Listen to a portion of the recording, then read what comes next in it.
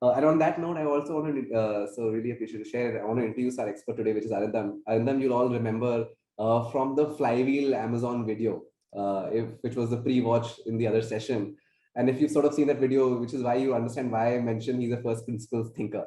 When I say first principles thinker, he's able to sort of break down very rough, like, let's say complicated to grasp concepts into very easy to understand models, which can then directly be applied to your business, right? And Atomberg, if you're not aware, even from my emails, one of those key companies on D2C started D2C selling through their marketplaces and now scaled even through offline, selling fans, right? I mean, selling fans first primarily online. Who would sort of imagine buying fans online? They did, they're sold, and now there's literally across 8,000 counters across 150 cities from the last press release note I came across. I'm sure Arindam can correct me when he does that. And obviously, recently they had Deepika Padukone as a brand ambassador. So they really figured out how to scale, how to sort of figure out offline. And when I discussed Arindam, he said this is a common challenge I face with many individual founders which reach out to me. And I think which is why we wanted to sort of do a different session with Arindam today on this topic. So on that note, everyone, I request turn on your videos and we put our hands together as a clapping gesture. And Arindam, welcome to Expert. Thank you, Sharad. Very excited to be here. Yeah, awesome. So I think a lot of these points make sense. I think whatever you have said, right? I think all like about going offline. And so what I'll be sharing today, like apart from the framework, and also we have made all the mistakes that are possible in like trying to expand offline too fast before product market fit, going with the wrong model, trying to do too many things too soon. So what you see today would possibly be, so I've not mentioned that, but I'll mention what are the mistakes that we have made.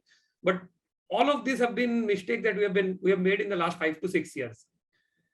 And of course, we overcome them in the last 5 to 6 years. And today, I think as we speak, around 70% of our revenue today is from our offline channels. So we are present in close to around 14,000 counters as we speak across 150 odd cities and doing almost 40 crores in net revenue from offline alone per month. So yeah, so I think there's a lot of experience. I think a lot of things that we have faced across. And what I'll do today, right? So we'll start with why do we even need to go offline?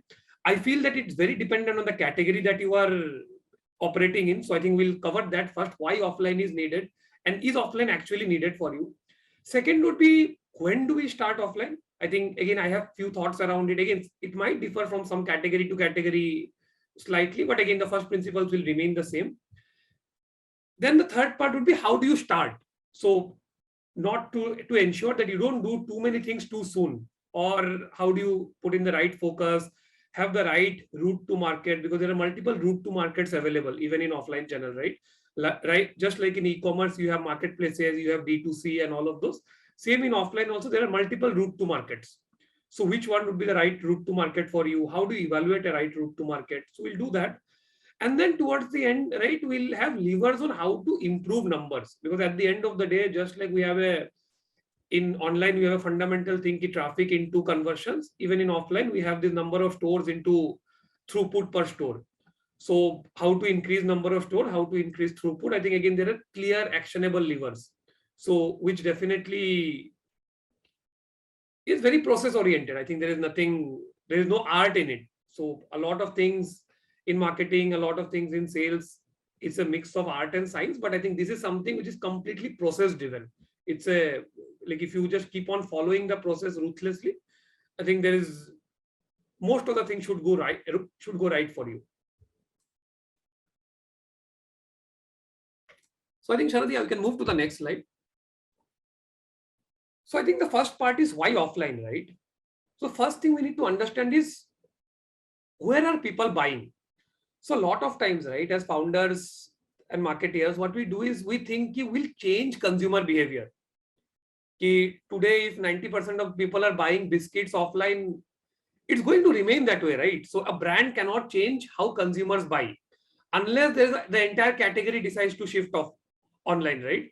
So we have seen category shifts happening across few categories. I think fashion would be one, wherein today it's big, online is very big. I think books would be one, wherein I think a lot of the purchases shifted towards online. Mobile phones and mobile phone accessories are again one such category where most of the purchases have shifted online, especially in accessories, earphones and all of those categories, right? But predominantly, if you take few of those categories out, I think most of the categories will have a significant chunk of business coming from offline. And if you are not part in that, then your target addressable market significantly reduces. So I think for all of us, I think we need to understand, firstly, in the category that we are operating, what percentage of the category is offline, what percentage is online. The second is a fact, right? In a lot of categories, the size of the digitally influenced sales is much, much higher than the size of e-commerce. So any consumer durables, anything which is influenced, say for example, automobiles, right? No one purchases automobiles online. But just think how much the size of digitally influenced sales in automobiles. Everyone researches online before they make a purchase. So that's true across a lot of categories. The third part, why we should think about offline is, I think a lot of people have mentioned about ROAS and all of those things. I think those are there. But most importantly, it is a defensibility. It is a fact that sooner or later your product is going to be copied, whether it is 4 years, whether it is 5 years, whether it is 6 years, right? Or it is also a fact that some people will come and try to disrupt the business. They'll say you will operate at a loss, will not care about our gross margins, will give as much discounts as possible. So defensibility in e-commerce is a very big challenge. Say if you have a similar product or even not a similar product, if you have lower price competitor, they'll start eating into your share and all of those things, right? One thing which I have not mentioned here, which I think one of the participants had mentioned with a very valid point, is offline gives you a lot of consumer insights. And this is something that we have extensively used in the last 5 to 6 years. So across years, what we have done is, see, instead of consumer research, right? So consumer research, what happens is if you do a commission research, people go to their houses and then consumer don't speak the truth. But when you speak to consumers at the point of purchase, right? So at the point of purchase, the consumer cannot lie, right? Because if he lies, he'll have to buy the product. So say, for example, I'm trying to sell a fan. So I place the fan, I'm standing at a retail shop. Now a consumer comes to purchase a fan and I pitch him our fan. And then you get what are the true, like, what are the true constraints that he has to make a purchase? What are the true barriers in purchase? So those things you actually find out when you are there offline and you try to sell face to face. I think whether it is flea markets or setting up your own stores or anything. So those qualitative insights, whatever data you get in e-commerce, I think those qualitative insights you never get when you get those insights from interacting with, say, hundreds of consumers on a daily basis. Because what they need, what are the current gaps in your product, what are the different barriers, what are the communication barriers. So we even tested out a lot of communication. So try to do different kind of pitches, saying ki around energy efficiency, what works. If I say you save 1,500 rupees per year, does that work better? Or if I say ki I consume 65% less electricity, what works better? So all those pitches we actually tried out when we were trying to sell directly to our offline consumers. So I think these 3-4 reasons are very, very important why we should consider offline. But I think the fundamental remains the business need. If the category is not very big offline, then you don't need to think offline at this point, at least for the next 3-4 years, till you get a significant chunk of the online business. So today, if there is a D2C player which sells earphones, now earphones is a 75% online category. So there is absolutely no need to think about going offline at this point. Or say razors. So the electric trimmers. So that again is a 65 to 70% online category. So I think it depends on the category fundamentally. But if your category is big enough, then there are a lot of other reasons why you should think about going offline. And I tell this to a lot of consumer brands, right? When we're trying to build consumer brands, in a decade or so from where you start, there are only 2 things that becomes your moat. So one is your brand and another is your distribution. So with marketplaces, you don't own distribution. But if you build an offline GT distribution, offline MT distribution, you actually have a readily available distribution network. Say, for example, today, if HUL decides to bring any of the product which any of the D2C brands have, so overnight, they'll do 100, 200, 300, 500 crores, whatever that number is, overnight, just by placement. So that is the power of distribution, which like e-commerce or offline e-commerce or a D2C brand will never have. And the second thing is, of course, like before someone copies your product, if you have an innovative product, if you are able to build distribution, if you are able to reach those retailers, build mind share around those retailers for those like innovative products and categories, I think that becomes a barrier to entry for others.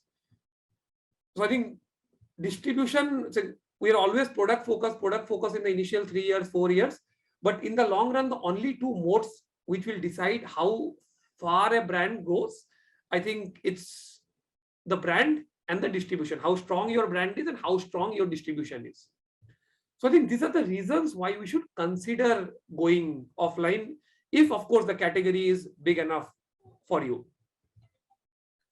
So we can move to the next slide, sir. What another thing that we can do, right, is we can keep taking questions in between. So I would want this to be a very interactive session. So, yes, always. So anyone who has questions, you can raise hands or put it in chat. And we'd love to sort of, ask him, because this is always fun when Arindam sort of answers questions and you sort of get a lot of insights immediately from his answers. Yeah. Highly recommend. Okay, yeah, so Ravi has a question. Ravi, if you can turn on your video, it would be nicer. But yeah. And just ask him, like, Yeah. So basically we are a supplement brand, specifically a sleep supplement. Yeah. So we can. So I think that's a new category altogether. Yeah. So that category did not exist. Yeah. So offline is possible, or as of now, we just need to focus on online only. I think that would be a very specific question to your category. I think I would need to know more about that category. Yeah. But I think, see, for a new category, I think if the category doesn't exist, till the time you understand if there's a product market fit or not, I think online is definitely the way to go. So I'll come to that in the next slide when we talk about when to think about offline. Sure. Thank you. Yeah, Bhavna, quick question. Yeah.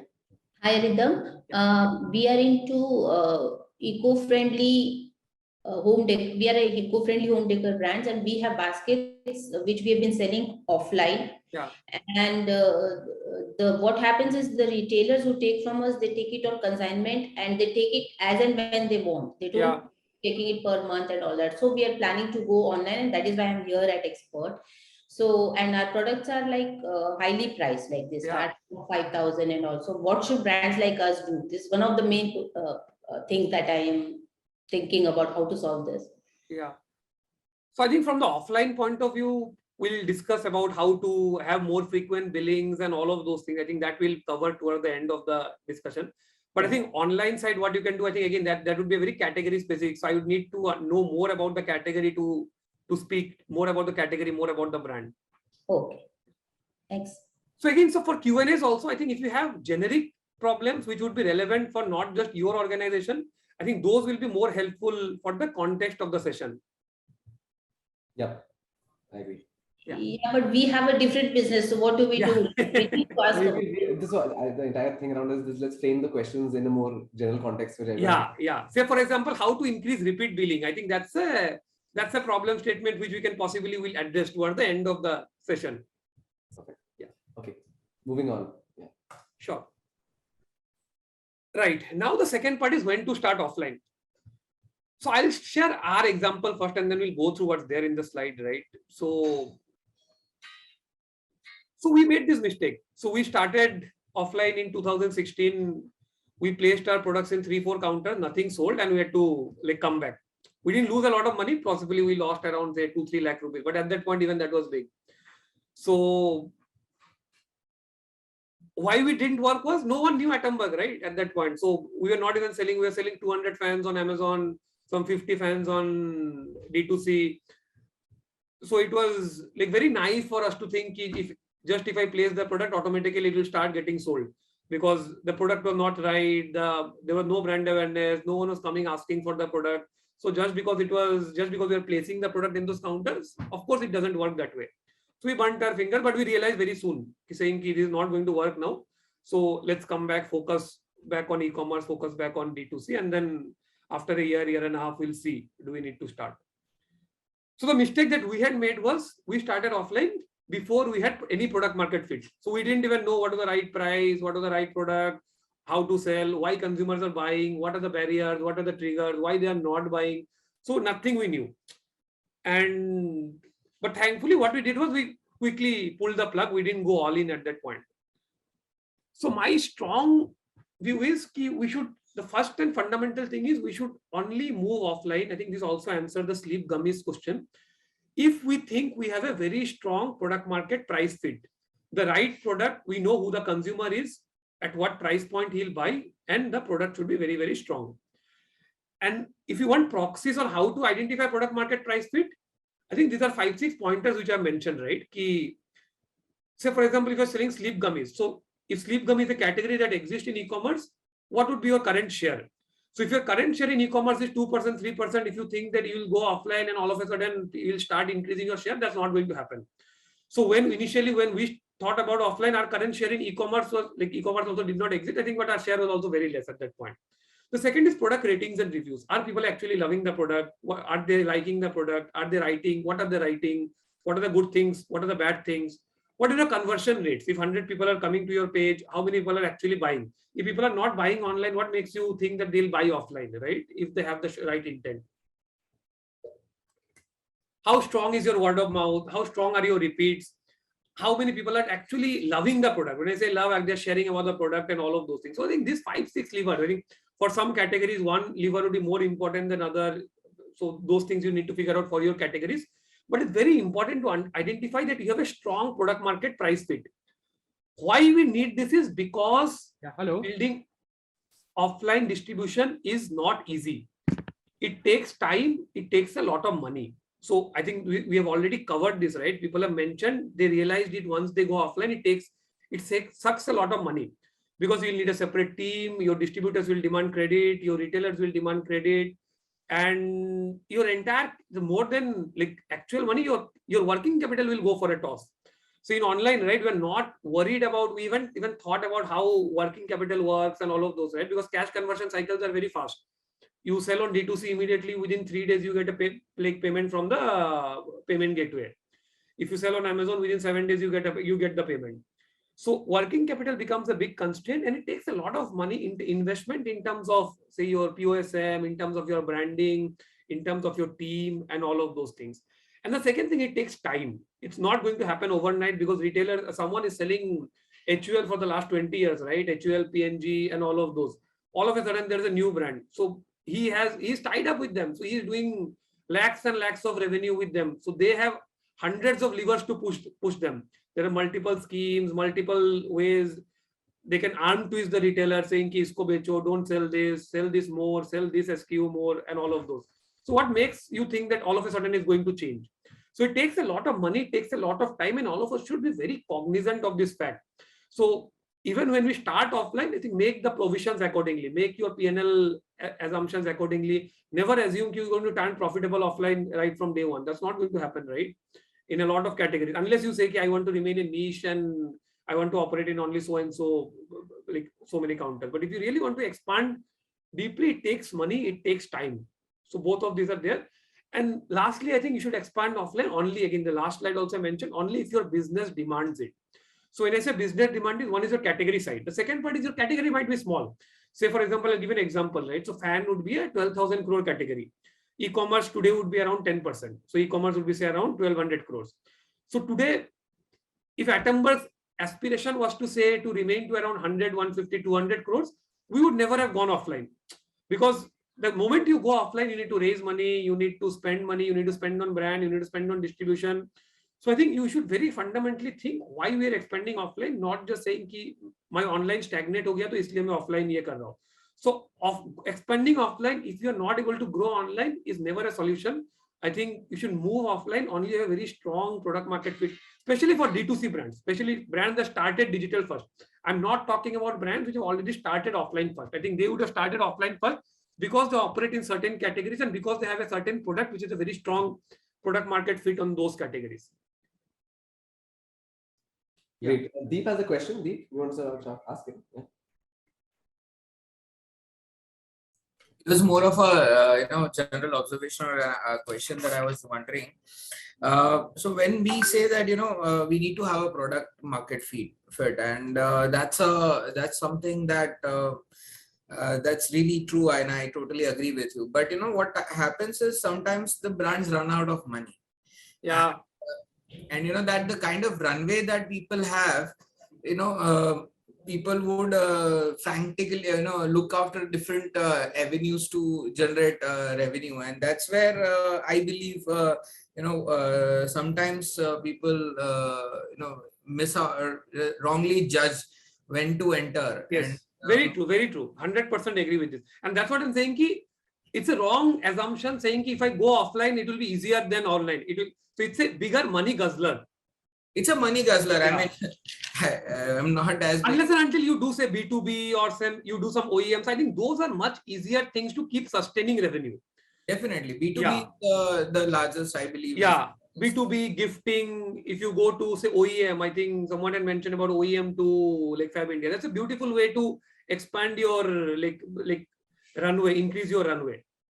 So all those things are much easier things rather than to say, okay, I'll start offline distribution and all, because it's very, very difficult without a proper structure, without the right kind of investment, without the right kind of infra. It's very, very difficult to do that.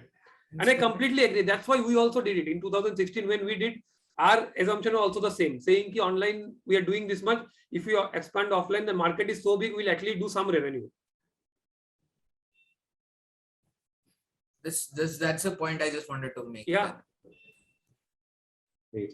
And I think also one thing which we also sort of even realize is experimenting online or D2C is much more easier, cheaper, and faster. Of course. To validate product market fit. Yeah, of course. And see, in offline, right? So there is very difficult to do it right second time. If you go once, if your product doesn't sell, retailer will think this doesn't sell. So they'll not stock for the next time. And we have faced this, even today, we are facing this in few geographies where the brand is not very strong. So these are even real problems that we are facing today. Say, for example, in a state like a Bihar or a Jharkhand, we are still facing this problem. But the sellout is not happening. So the perception in the trade is saying this brand doesn't sell.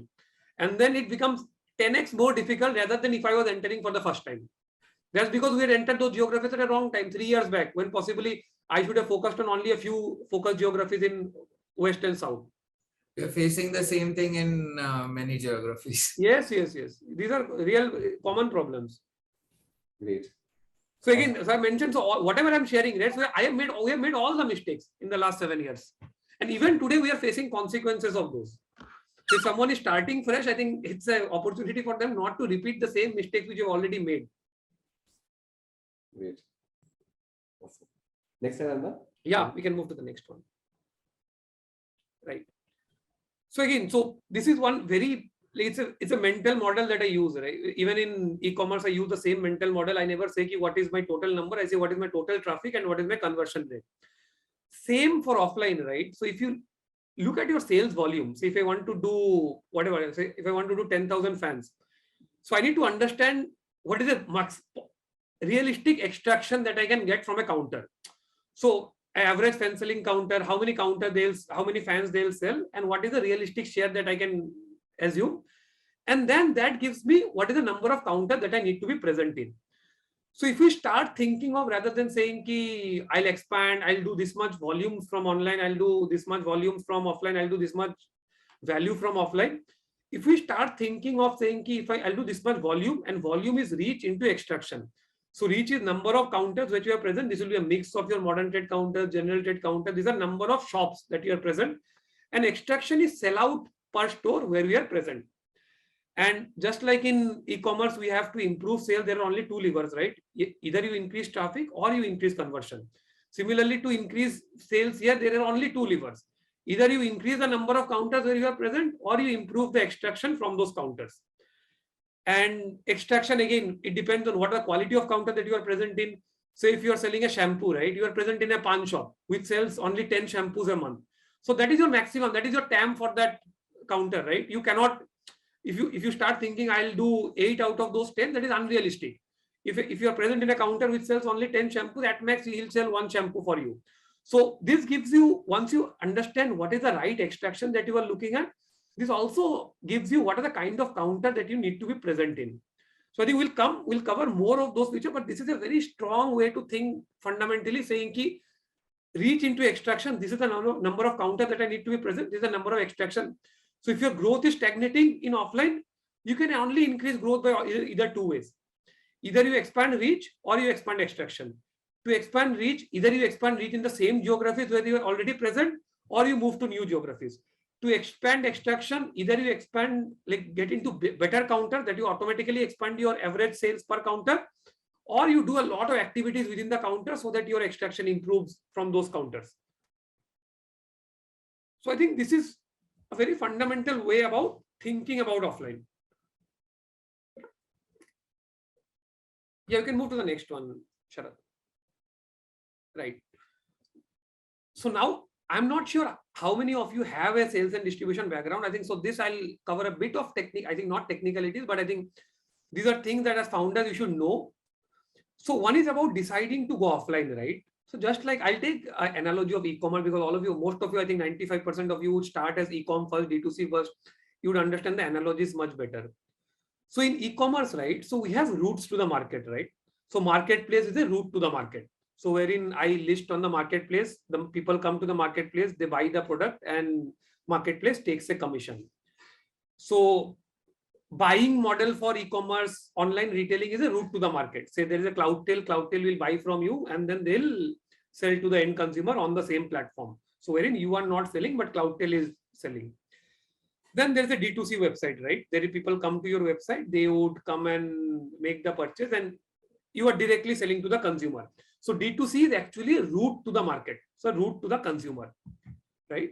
So when you think about offline, right, whether it is general trade or modern trade, I think there are three main routes to the market.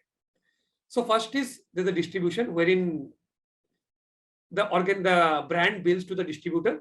The distributor will go to the market, he'll onboard the retailers, he'll bill to the retailers, the retailer bills to the consumer. Then there's a second route to the market, there's a direct to the retailer, wherein the brand directly goes to each of the big retailers and they'll try and place the product in their stores and all of those.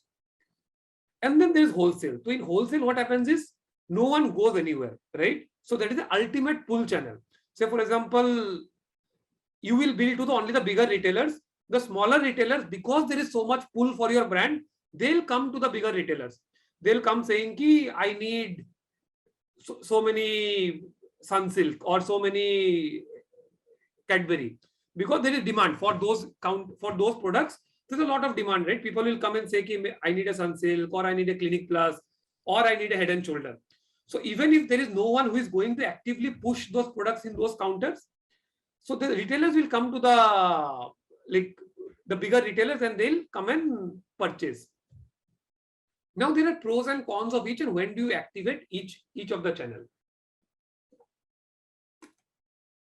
So I'll start with distribution, which is the most common route to market for most FMCG, consumer durable across, I think, most of the industry, and there is reason for it. Because what a distributor does, right?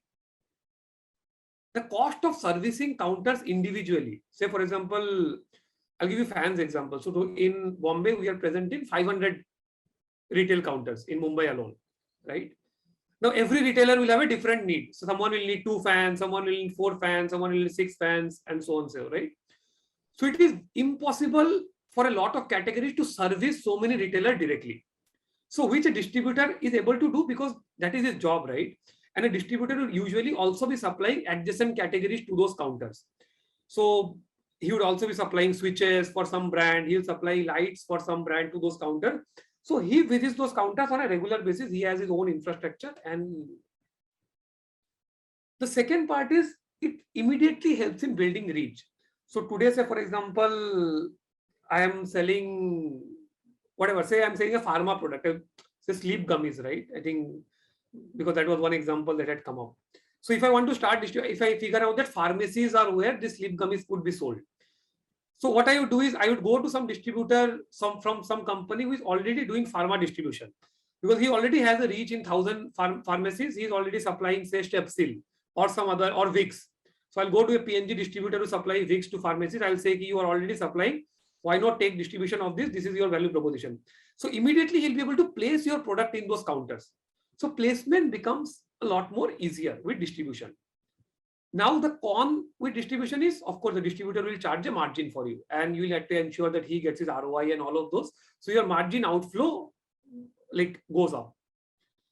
Direct to retailer benefit is, again, more margin for the retailer to play with, and the retailer has a better connection. But again, the big con is, how do you actually get so many retailers on board? How do you actually handle all the supply chain complexities? It's not that brands are not doing it. There are brands who do direct, who say, I'll not do to everyone. I'll only supply directly to the top counters, but I'll supply directly. So again, that's a conscious call that you need to make in those kind of counters.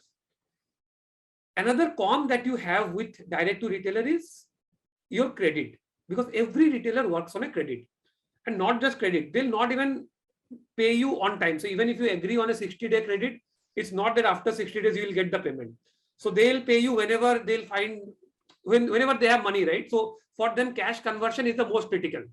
They'll use your money to buy someone else's product, sell that, convert it 2, 3, 4 times, and all of those things will happen.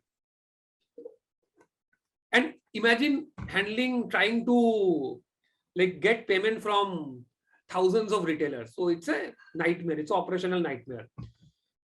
You might face the same problem with the distributor as well, but at least the distributor, you have levers, right? There are a small number of distributors. If the distributor is making money, of course, he'll have to pay you sooner or later. So chances of bad debts, etc., much less when you have distributors in place.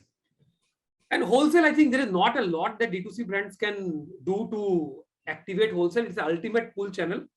So wholesale only gets activated when there's a lot of brand pull for you.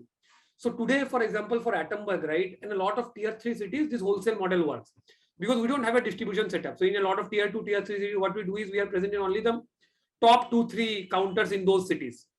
And a lot of smaller counters, whenever a consumer comes and says, I want Atomberg, what this person will do is the person will give a call to the bigger retailer and say, I need 4 Atomberg fans, please send it. And that is a cash and carry model that the retailer wants, because he also doesn't have to stock. Customer comes, asks for it, he brings the product and he sells to the consumer. For FMCG, will keep stock for the wholesale products as well. Now, what is important to realize is at scale, most organizations will have a combination of all 3 models, but 1 or 2 of those will be more dominant. Either it will be a distribution model, which will be more dominant, or it will be a direct to retailer model, which will be more dominant. Now, a lot of times when we start, right, we think, let's go direct to retailer. So that's again, I'm very sure a lot of people would think this way, why do I even need a distributor? Let me go directly. I don't need to get to a lot of other counters. But trust me, it is very, very complex. That is again another mistake that we have made and burnt our hands. So in 2018, when we started, we also started the similar, when we started offline properly, we said, why let's innovate here. Let's not have a distributor in between. We had done offline, we had done online, we had done D2C. So why when we don't need a distributor in between. But again, we faced a lot of bad debts. A retailer will keep 20 fans, he'll sell, but he'll say, I'll not pay you now, come back after 2 months. Some retailer, we are not able to even build engagement. Teams, entire bandwidth goes in getting the money, placing the products. Some retailers will not even open, right? Saying, I don't know you, but I know the distributor. If it is through someone, because I don't have to pay you, I don't have to bill from you, at least I have that comfort. So we have again burnt our hands. So my strong recommendation is, unless your category very strongly demands and you are very, very sure that you want a direct to the retailer model, even for modern trade, it is true, right? It's very difficult to handle space. You take out the national accounts, but say, for example, a society store in Mumbai or something like this, very difficult to handle these accounts directly. So my strong recommendation for most brands usually is move with distribution. It's a tried and tested model, tried by all FMCG brands from HUL to PNG, everyone, most consumer durable, most electronic brands. And wherever it's needed, wherever it's a very high ticket item, if you're operating in, if you don't want a lot of reach, if your business really demands it, then move to the direct to retailer model.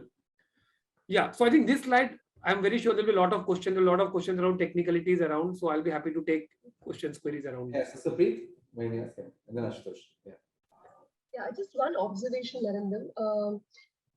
We sell breads, so this is coming from personal experience. Yeah. Offline is very, very important for us, but we're not able to crack it because of all the challenges you mentioned in direct to retail, including collections is an issue, and But I think just one observation is that when the brand is starting off, even the distributors are not willing to stock you. Yes. Because they don't want to play with small volumes. Yes. So to start, you're forced to do direct to retail. Yes. Direct to retail, you build your brand, and then the distributor says, "Acha, haan, suna hai, acha rakh ke dekh lenge." Wo bhi comes up a long time. Before that, they'll keep telling you that we are exclusive to a certain brand, we can't carry you. You have to go to 100 stores with a distributor.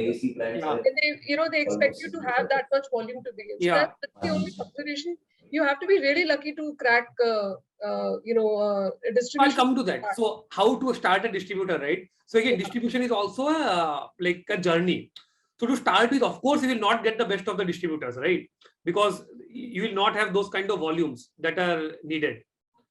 So for sure, you'll not get the best of the, but we'll cover that in one of the slides. I think it's there how to start distribution. I think we'll cover this in detail on what are the things that you can do, what are the tips and tricks that you can do to onboard some distributor. And of course, as things progress, you will move to better distributors. It's not what you start with day one, that distributor will continue with you for 10 years. That's not going to happen. That doesn't happen even in the case of the levers and the PNG and all of those. Perfect. Yeah. So please also mute for a moment. Ashutosh. Yeah. And then Dheeraj. Yeah. Hi, Arindam. I just want to check, does a super stockist come into play in this model which you've shown? Because you have a distributor, direct retailer, wholesaler. Now, if I have to go pan-India across cities, Depends. how does... I think super stockist definitely comes into the model, but I think it comes at a much later stage. So once you have those kind of volume, so super stockist does the work of it, only reduces your supply chain complexity. Nothing else. If your supply chain has become so complex, if you have so much volumes, I think that's the right time when you evaluate a super stockist. Okay. And just a follow-up question. Are you going to speak about the margin structure that is you are? Okay.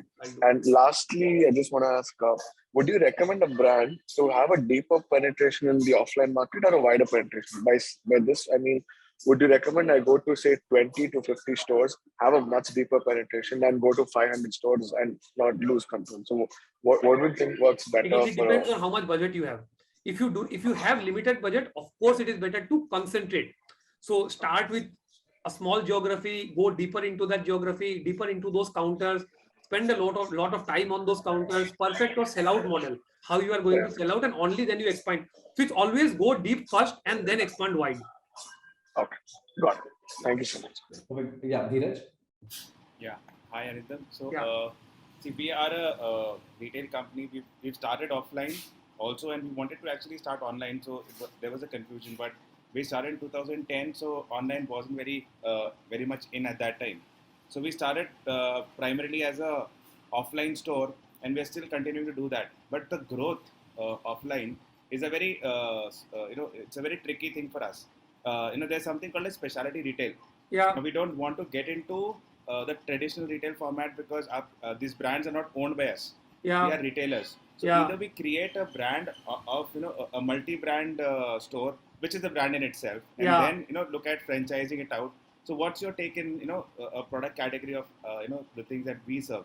Yeah. What do you think? So I think, see, as you have rightly mentioned, right? So you are a retailer. So you are a retailer, you are an online plus offline retailer, right? So I think for you need to think of how any other retailer would think, right? So today, for example, a Nykaa would be a retailer. So I think exclusive stores would be the only way to go about it, or you have store in stores, right? Say, for example, a Nykaa or someone, so they would have something, their products lined up, their distribution things lined up within the bigger stores like a Shopper Stop or something like that. So I think store in stores and having own stores, I think that's the only thing that I could think top of mind. Because at the end of the day, you are a retailer. So you cannot go to another shop that sells. Correct. Correct. Yeah. Anything? Any idea about franchising? I mean, expansion through franchising? Yeah. I think that's a valid. I think that's how most retailers expand, right? I think that definitely makes sense. Great. Whether it is company owned, company operated, franchisee owned, company operated, I think all of those, like 3-4 permutation combination, I think all of those things make sense. Awesome. Vikram? Yeah. So my question was also around franchising, perhaps as an option or a brand store. I think some of the Arindam was answered. So we're a luxury bedding brand selling exclusively online now.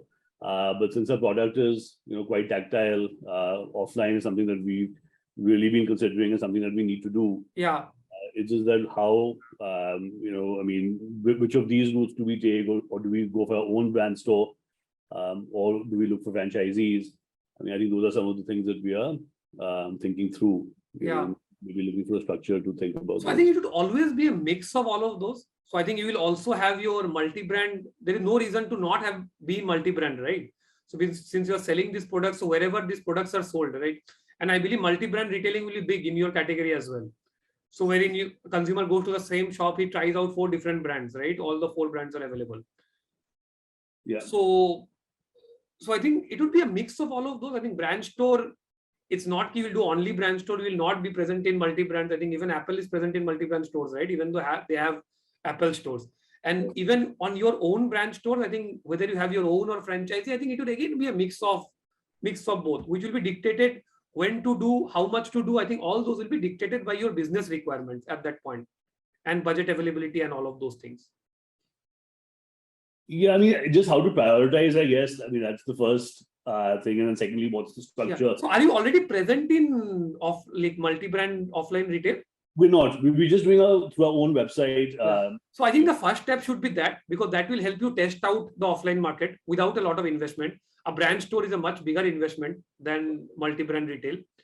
And then once you test that out, I think you should start thinking about brand store. And brand store also makes sense if you have a big, like a collection of products, right? So if you have the entire gamut of products, I think only then a brand store makes sense. For a single product or 2-3 product categories, it might not make sense. Again, I'm not sure how many product categories if you have. If you are present in 7-8 categories within that space, so you have a lot of categories, you're saying. Yeah, and also the product size is large, you know. So for example, if you have bed sheets and you have all of that, yeah, you know, so in that sense, I mean, you know, you want them to be displayed out properly as well. So yeah. I do take your point that, I mean, we should test the waters first. Yeah. Because it's an expensive thing, right? Setting up a brand store and all of those. So I think those takes time. I think it takes a lot of investment. Correct. Yeah. Great. Next, Stanley from Hilux. I think he'll also have a very interesting route to market. Stanley, maybe you also want to share because of his very strong offline experience. So yeah, Stanley, go on. Yeah. Arindam, nice to hear your presentation till now. Now, I would like to ask a couple of questions. One is, what are the kind of margins? I know exactly, you cannot tell me, but roughly, you know, if you can tell me what are the margins we should be looking at when you're going to this road. Yeah. And second thing is, also when you're a new brand in the market, when you go to a direct retailer, you know, so they ask, why don't you leave your, I mean, they say your product is good, a good brand, everything, but I mean, good product, but unknown brand. So you leave it here on consignment basis. If it sells, then I'll pay you. Okay. So should we take the risk of doing that? And if we do that, then at what point of time should we shift over to, you know, like a regular brand doing a commercial business? Yeah. So these are my 2 questions. So I think the first part I'll cover towards the later part of the, but again, to give you a gist, I think margins is dictated by 2 things. What are the category parameters for, what are the category margins in your category? Say, for example, if I'm selling, say, mixer grinder, right? And if a mixer grinder is giving so much margins to the distributor, I think there's already a inherent expectation that you, as a new brand, it has to be better than what the category incumbents are offering. Because otherwise, there is no incentive for a distributor or a retailer to stop. The second part that a distributor looks at, they don't look at absolute margin. They look at 2 things. One is what the ROI that they're making. So that is a combination of your margins as well as the absolute volumes that you are doing and the cost that is incurring and its investments. So although I don't have a slide around ROI, but I will quickly discuss around ROI toward the end on how to calculate ROI and all. Because see, right, a distributor mostly works on money which he has borrowed from the bank and all. So if he keeps the money idle, or say if he invests in mutual fund, he'll get 12%. So if he's not getting 24%, 25% ROI, he will not do the business. I think that's a rule of thumb. So either he'll not invest in your brand or he'll not do. Either he'll say कि मैं invest नहीं करूँगा, आप ही पैसा लगाओ, आपके पैसे से काम करूँगा, I'll not invest. In that case, ROI is infinite, right? Because at the denominator, you have the investment that goes in. So I think margin is a factor of those 2 things. One is the category things and one is what the ROI is for the distributor would be. The second question was, should we place without consignment, without paying? Again, my strong view is we should not, because at the end of the day, right, you need to understand a retailer psychology. All of the other things he has bought, your product is just staying there. So he has the pressure to first liquidate stock which he has already purchased from a distributor or some other brand. So he will always push, he will try and always push those brands first. He will give priority placement, priority like locations, priority shelf space to those brands which he has already, because he has no buy-in in your category. Nahi bikta hai, so he is not losing anything, right? If he's not buying, if he's not getting sold, you have to go and pick up the product. So again, this is another mistake that we have made and learned from.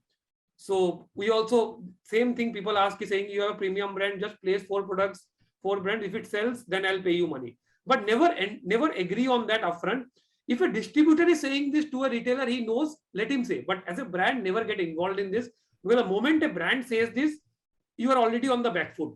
You will never be able to do business on the front foot with him. This is a mistake that we have made and learned, burnt our fingers in the last 5-6 years. Okay. I hope that answers the question. Yes. Thanks.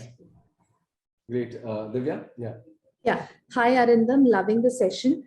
My first question was that when you started working with distributors, did you work with them with a credit period, or because you were a new brand, did you think, no, I'm just going to first get the payment of my product? How did you do it? We worked with a credit because, again, so someone was mentioning, right, for a distributor, it's very difficult to convince a distributor. So I think one of the parts was you give him some credit saying you reduce his investment. Where I told, right, ROI is very important for him. Now, the moment he invests, he'll start looking for ROI. And without volumes, his ROI will not be there. So he'll never invest. Any good distributor will never invest. Some small amount he'll invest as a token, because you also need some commitment from him, right? It cannot be 100% credit. You need some amount of investment from him. But yes, there was a credit policy. Like even today, around 20-25% in geographies where we're not doing well, even today the distributors are operating on credit. So credit is, all these things are function of how strong the brand pool is, how much volume you are generating. So when you start, the power of balance is with trade. As the brand goes increasing, as the volumes keep on increasing, the power dynamics slowly shift towards the brand. Correct. So today, a HUL or a PNG or any of the big brands, so they dictate everything to the trade. That's because people are making money, right? People are making a lot of margins. People are doing insane amount of volumes, insane ROI. There are 10 other distributors who are ready to take a distribution of a ITC or a HUL, right? So once that keeps on happening, the power dynamics slowly and gradually keeps on shifting from the distributor to the brand. So that's also something that all of us need to be cognizant of. Yeah. So that means that you gave also, so they also had better margins. Yes, of course. So all those gets rationalized over time. Distributor margin, retailer margin, all those things as the brand pool keeps on increasing. Correct. So a third question I want to quickly ask is that after you gave your product to the distributors, did you have manpower going to the retail stores to kind of educate them and push Yes, of course.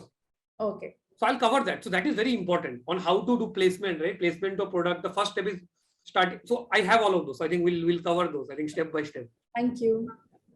Great. And then there are many things to cover then in other slides. So I'm moving on. Oh, you're already 1 hour. I didn't realize you were. Okay. So next slide. Huh? We might need to extend by 15-20 minutes. Okay. Yeah. Right. So the next part was how to start. So I think this is also like one of the questions that comes. All of these things are in favor, right? You have product market fit, you have fixed on a route to market, say you want a distribution model, which I think most of us have also discussed. So the next part would be how do you select the right geography? So now here, right? So I'll start focusing on few points which a lot of D2C brands have an advantage because you already have the data, right? So selecting the right geography should always come from where you already have some kind of demand. So in our case, what we did was we started looking at what was the current contributor of our e-com sales. And 2 geographies were standing out for us. One was Kerala and one was Maharashtra. So this was in 2017-18 when we started our offline operations. So it was a no-brainer for us. We need to start both of these geographies. I think 2 geographies is good. I think like to test out if one doesn't work, the other will work because there are some dynamics that play out. The second is, of course, you should look at some kind of proximity to the base location. If I'm placed out of Bombay, every team is based out of Bombay. If I start my offline operation in Calcutta, it becomes very difficult, right? Because in the initial days, a lot of founder involvement is definitely required in all of these things that we are mentioning. You cannot outsource, getting your hands dirty. Basically, this is what I say. People, everything else you can outsource, but at least for the first 1-2 years, if you do not do it yourself, you will never know. You will have to believe whatever nonsense people are saying you. He's saying this doesn't work, this doesn't work, this works, and all of those. The third thing which we did not realize, but in hindsight, it worked out for us. Look at markets which are media isolatable. So this pays you dividends 3 years, 4 years down the line when you look at TV advertisements, when you look at building awareness, mass awareness. Now, when I say media isolatable, it means can you reach 80% of your TG using regional television, which in India is true for all the southern markets. So a lot of us think to build brand, we need to spend a lot of money. And I think that's a discussion for a separate time. I think some separate discussion on around offline brand building and all. But I think if we look at media isolatable markets from day one, say, for example, say Kerala was a media isolated, it happened luckily for us. But because it was a media isolatable market, to build a brand, to build brand awareness, to build that aura and all of those, it costed us very, very little. Because regional media is very cheap compared to national media. So all the big channels like Asianet and all of those, they are dirt cheap, even cheaper than your digital spends. So the only thing about selecting the right geography is, I think, apart from it, never start more than 2 geographies at the same time, because it takes a lot of effort. It takes a lot of groundwork. It takes a lot of firefighting. And if you do expand before you build out your right model, what works for you, what doesn't work for you, then it becomes very difficult to scale up, very difficult to manage. Now, the second part about starting is building the right team. So I think someone has just asked, do we also need a team? Of course, you need a team. If you just have a distributor and you don't have a team, it is not going to work. So appointing distributor is the easiest part. In fact, as a founder, you can also do it if you spend some time. But appointing those hundreds of retailers, thousands of retailers, placing all those products, ensuring sellout happens, without a team, it never works. So again, the team also never hire someone senior on day one. Because as I mentioned, it's very important that as founders, as owners, you need to understand things in and out. So always start with mid-level people. And also the second problem, if you hire someone senior, is that person is not ready to do the groundwork on a daily basis, right? So if you hire someone who's, say, a senior level person from a HUL, right? He would not have visited market, do rigorous market working for the last 10 years. He would have been sitting in an office doing analysis on Excel, what is happening, what is not happening. So when you start, I think a lot of operational work, it is unimaginable operational work that happens in the initial 2 to 3 years. Even today for us, I think the market facing time for the leadership team, for the senior team is also very, very high. The second, so these are very tactical points, but these things will work very well when you look at hiring. The second people is never hire from brands who are market leaders. So because they are used to dictating terms. Say, for example, you hire from an ITC, right? Now, ITC dictates terms. They have 85% market share in cigarettes. They have all the categories, Atta, etc. All those, they have 25%, 30% market share. So they will be dictating terms, ITC or HUL. But the moment they need to operate in a scenario wherein they need to request, they need to convince. So it is a very much out of their comfort zone. And this is something that we have seen, that it becomes very difficult if someone is used to working for a market leader for a long time to come back and build something from scratch. I think it's very, very difficult, especially distribution. It takes unimaginable amount of hard work and operational effort. And to start with, I recommend hiring from the industry. Now, I'll tell you what, because these people already have some kind of existing relationship built with the retailers, with the distributors. So it saves you a lot of groundwork. So if you start from scratch, what will take you 1 year? If you have people from the industry to begin with, it reduces your time to, say, around 2 months, 3 months. I think it reduces by 4x, 5x. Of course, with time, you need to build a mix. So my way of hiring always, like in our case, and I hear it from a lot of other brands which are successfully, is hire people from challenger brands in your industry. I think those are the people who would be best suited for the kind of grind that the first 2 to 3 years need. And of course, with time, you need to build a mix of freshers, trainees, etc., who build in fresh, have people from different industries, so that you get best practices from those industries as well. So I think this is how I would think about selecting the right geography and building the right team. Again, these are thought starters. Some tactical points are covered here and there, so that things that you can immediately implement, especially brands which are already very close to expanding offline. Yeah, we can move to the next one, Charles.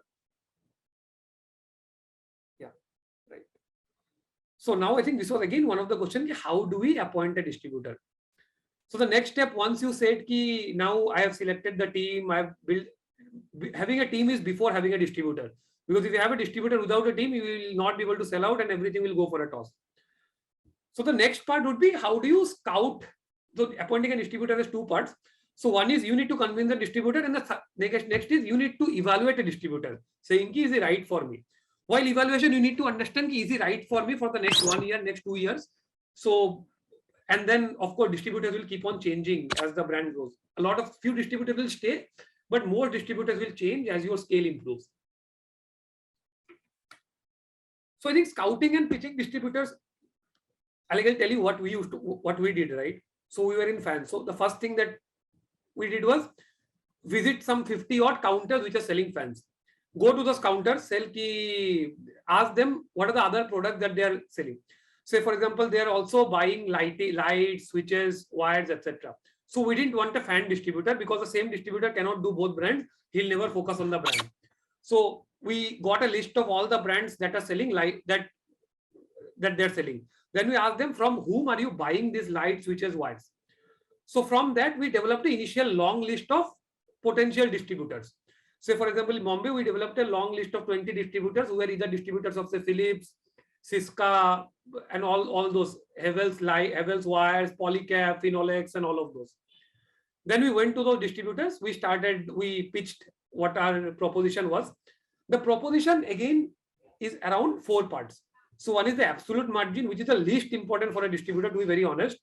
Second is what is the turnover. You need to convince him how the brand is growing, what is in it for him. Day one, it might not be too much, but how the brand is growing, just like we pitch to our investors, the same kind of pitch we need to give him, saying this is what we need to, this is how the brand is growing.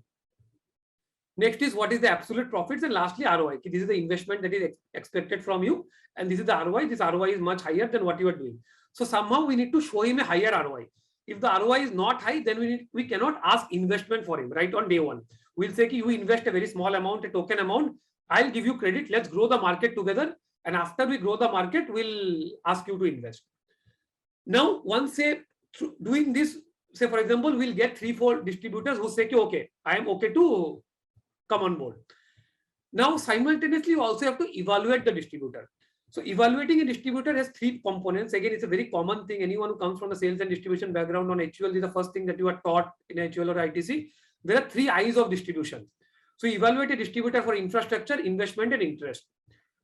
For a young brand, more than infrastructure, more than investment, interest is the most important thing. So you have to over-index on interest, how much belief and interest and hunger to grow he has to grow the brand. So in a lot of cases, you might end up appointing distributors who are very small as of today, who might not have a lot of financial power and all of those. And those people might be right for you for the first 2 years because they are ready to go to the market, work in the market. They have some relationship in the market as well. So you don't start from scratch. The second is investment. As the brand grows, this becomes very, very important because he'll have to invest in the business. If he's not investing, your working capital will go for a toss. And the third thing again, which is important, is infrastructure. What is his warehouse capability? How many vehicles he has? What is the manpower? How many people regularly go to the market to collect, to place, and all of those things. But distributor is very, very important. In the initial days when we are also evaluating distributor, direct dealer, we also underestimated the importance of a distributor. We appointed a lot of wrong distributors in a lot of places, people who were there from the industry, but they did not have the interest. They thought just how the other brands are selling, a Havells or a Phenolex or a Polycab, how they are selling, this is also sell like that. And when it did not happen, there's a lot of backlash in the market because it's very difficult to revive a market. It is much, much easier to start a market from scratch when you start something. So I think this is how you go about appointing a distributor. So any questions, queries around it? I think around appointing a distributor, happy to take those before we move forward. Yeah, Kuldeep, no question. Hi, Arindam. So I run a premium grocery brand called Anveshan. So we started this brand 2 years ago. And around 8 months ago, we started offline. So in the beginning, when we started, distributor were asking for very high margin. So we basically decided to go directly. So right now, we are present in about 120 stores in 3 cities. And we've been doing business by in-house team only. So now we are seeing this is more profitable because the eventually distributor takes some margin and that won't be, and from a grocery perspective, we don't have very high margins to give away. In the beginning, they charge 30-35% and they want promoter also and a lot of other activities. So at this point of time, now we are infusing more cash in this and we are planning to grow more. So what do you suggest, now should we reach out to distributor? There are a lot of distributors who are ready to take our product. They want to distribute, but we felt that they won't be doing that much amount of work which my in-house team will be doing in pushing the products. Yeah. Because the only thing they can do is maybe raising the PO for first or second time, but then eventually it depends on the brand whether it's taking off or not. Yeah. So you need to understand what the role of a distributor is, right? So role of a distributor is very different from the role of a team, right? So ensuring that products are getting stocked in the retail counters. The role of a distributor primarily is two things. At scale, it is to solve for your supply and it is to solve for your credit to the market.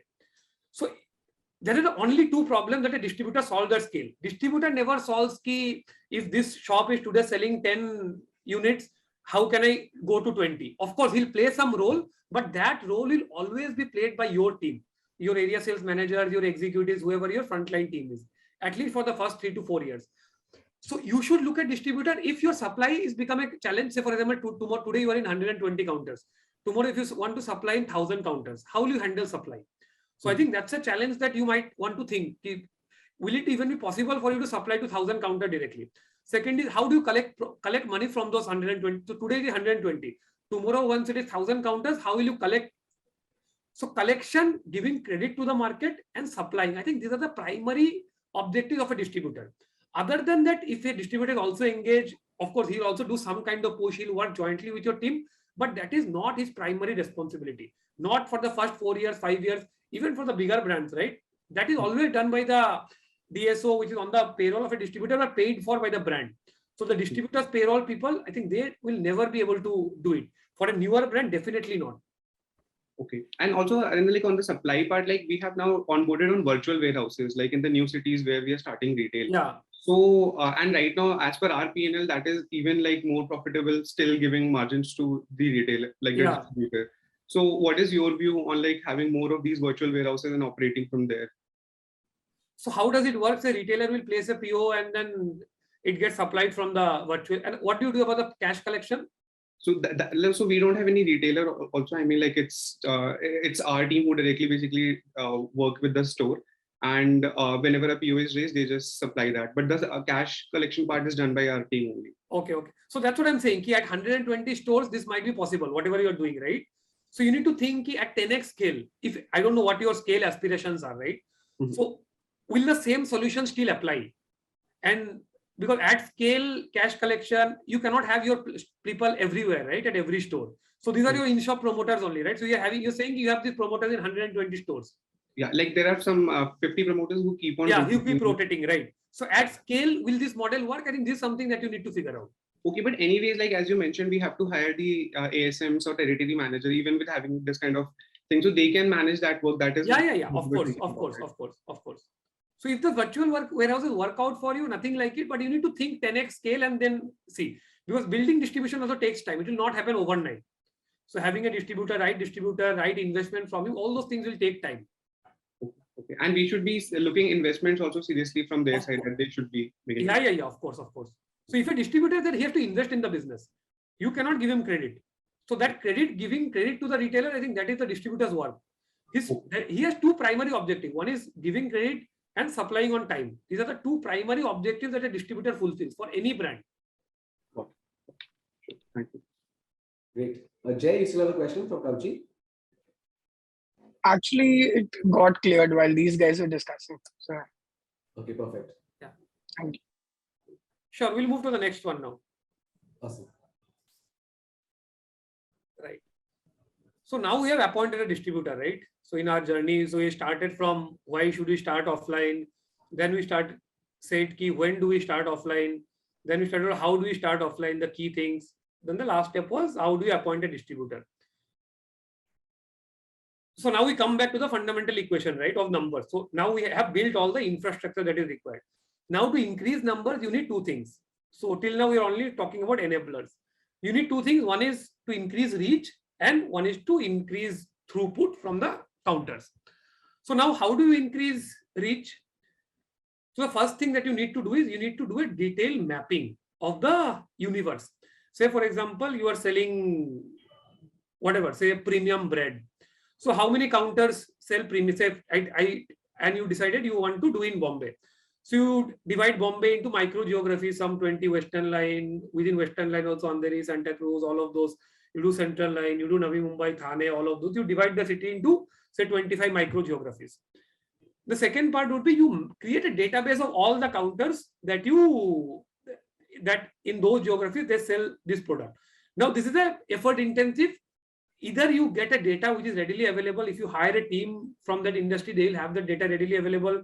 In some industries, you might have syndicated data which is available, retailer database. But the best way to do it is have some interns, like get them to go to all counters, do counter by counter, visit as many counters as possible, visit all localities, and do a detailed mapping. I think this exercise is something that we had done long back, and it still pays us dividends because we do counter level planning for now. And then you set out your reach targets for micro geography, saying ki this is, say, in Bombay, there are 2,000 counters which sell premium bread, but I need to be present in 500 counters. This is my counter-wise target. Like, these are the target list of counters that I have. The second thing that as digital first brands, what we should definitely do is when we create the database, we also take the retailers' phone numbers, email IDs, right, of those 200. So now the first thing before you even build consumer, and this is a very good tactical point and which we have used a lot at Atomberg in 2017-18, and that's the benefit we get, right, as digital first brands. We have all of those expertise. So what we did was, now we had a list of retailer I had a list of 1,000 retailers that I want to be present in Mumbai. So what we started was, we started creating awareness for those retailers. So these are all very targeted campaigns. So you upload this retailer list on Facebook, you start showing them ads. So the retailer starts seeing your ads everywhere on Facebook, YouTube, everywhere. So first problem a lot of sales team faces is when they go to the retailer bolte maine to suna hi nahi ye brand, what is this brand, what is this product, and just imagine if that retailer has been seeing your ads for the last 1 month, and so he knows what the brand is about. So, and he also knows the brand is also spending money on advertising and all. Although he would not know that he has been targeted and only so many people are seeing the ads. So I think that is something that works out very well for him, and even at scale. So even today, we always have a campaign that is on for my retailer, even for my existing retailers, so that you are top of mind for him, for the retailer, for the shop boys, for his employees, and all of those, right? It's very, very important that you are top of mind for him. So the moment you are top of mind for him, it becomes easier for the sales team to convert. And this is something that we should use. If you have the data, definitely try and, even if you don't have the data, do targeted, like, say, geography specific campaigns. Because a lot of these markets are also in clustered markets, right? You do all the big wholesale market, do pin code level targeting, and ensure that all of these campaigns are always on and these people see your ads. And the third step would be, once you do all of this, then you need a lot of groundwork. I think regular visits, closure, structured visits. So you'll have hundreds of objections. What if it doesn't sell? I don't have margins. Like, if it doesn't sell, what will happen? How will you sell? He will have 10 questions also. And it takes a lot of visits. It takes a lot of patience. No retailer is going to allow you first time you go, like, so I myself remember so the first 100 retailers, we opened ourselves when we went along with the team, and we opened it ourselves. So how it used to happen was, the first time you go, you stand, no one will even talk for you. He'll just say, please come later, I'm very busy now. You go the third time, he'll say, okay, this person is coming again and again, chalo, at least let's offer him tea. But he'll not talk about business. He'll talk about politics. He'll talk about Modi ji in general, everything, what is going on. Fifth time, he'll say, okay, he's persistent. That means he's serious. He's also offering, it is everything. He explained me the proposition. Let me do a billing of 4 numbers, 3 numbers, and let's see how this happens. So that's how it takes a lot of effort. We underestimate the effort it takes to, because for a HUL or a PNG or any of the brands, right, it has taken them 50, 60, 70, 80, 100 years to build whatever they've built. So to try and do it in 2-3 years takes a lot of effort, and a lot of people, digital first brands, because we haven't seen this kind of grind, right? On Amazon, it's easy, you place the product and you start selling right from day one. But having said that, it's like everything that is worth building is very difficult to build. So that is why I keep saying ki, if it is not very hard, everyone else would have already built it, right? Whoever is there in the session, every D2C brand would have a good offline distribution as we speak. But it's very difficult to build, and that's why it takes time. It takes a lot of effort. And once you do all of this, you have all of the time-bound placement schemes saying ki, you start now, you place 10 units of my product, I'll also give you 5% additional discount to start with. so that you to get your confidence. So all of these things helps in quick closure. So I think, yeah, this is a very structured way how you can think about reach. It's a very step-by-step process. Some of them are tips and tricks, again, the digital one. So don't quote this outside. I think, I don't know if it's like, but so these are very small tips and tricks that like we have used. So most retailers will not know ki this is what we have been doing. So, but Yeah, these things usually work out. Also on that note, I also want to share sort of an anecdote. I mean, 10, 15 years earlier, right, and magazine ads were also a thing.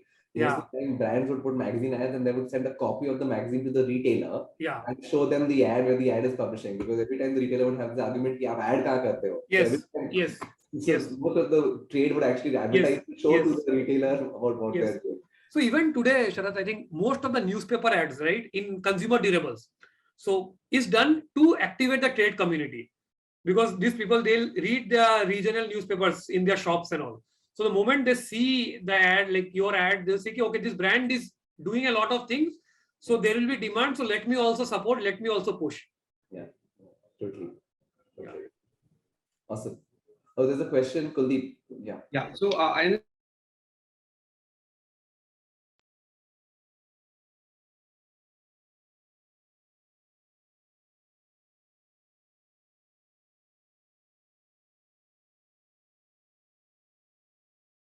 Sometimes it is difficult to build the database, but it is totally worth it. Because the moment you do custom, right, then you don't need to spend. So hardly we spend 10,000. Even today we spend 10,000, 15,000 per month, even at this scale. But because we do it targeted, like it works out very well. If you do random lead gen ads, you will get a lot of junk. And also for, and say, for example, other thing that you can do, right? So in our industry, what we did was competition. So they had their, so I'll come to that in the next, I think, so what our competition did was, so their network was available in their website. So you go to their website, you crawl their entire database. So say, for example, which are the stores where Havels is available. And then you run a custom ad on those, on that database. So you ensure that your ads are only being delivered to those people. So you get a lot of good leads from there. That also helps. Of course, it helps. Okay, and also regarding the collecting the data. So right now we are not able to like collect any data of these customers. So any strategies or like how we should do that? Like, so you're talking about the end customers. End customers, right? Okay, so end customers, I think again is very difficult to do it. I think even we are not able to do it because no retailer is going to like tolerate that. He's not. So I think end customer data is a separate problem statement to solve, which we solve through warranty registration. Saying you buy, you come back to the product website and you register your warranty, you get 1 year additional warranty. That's how we get the data. But I think that will be relevant, not be relevant for your category. You have to figure out what is relevant for your category. Possibly give them next time some discounts, some offers or something. Put something on your packaging so that people come to your website. But a retailer will never do it because see, store is crowded, right? So if I tell him to also capture data and give it to me, he's not going to do it. We tried it, we failed. That is also one tried and tested failure for us, trying to get a retailer to incentivize him. We said ki we'll give you 50 rupees, please give me customer data. No one does it, saying ki mere paas time, I don't have any time to cater to customer. Like मैं आपका ये data थोड़ी gather करते बैठूंगा कि मतलब when shoppers are waiting at my store. And were like these promoters were able to collect any sort of data for you? Like promoters are able to collect. If you have your own promoter, then you can ask them to collect. Then you can give them some basic form. They will be able. See if they're on your payroll, but we don't have promoter. I think at scale it's not possible to have promoters everywhere, right? So that your P&L will not allow in most of the categories. But other than that, like it's very difficult to get that data. Yeah, Sheetal, question. Yeah. I'm into luxury perfumes, and you know how perfumes are, unless you smell them, you don't buy them, right? And what I face is there's a restricted number of distributors in the fragrance industry, in the perfume industry. So you had mentioned that, you can look at parallel adjacent categories. Yeah. I don't know how to do that. I don't know who would it, how do I go about trying to convert somebody into perfume distribution? Mm-hmm.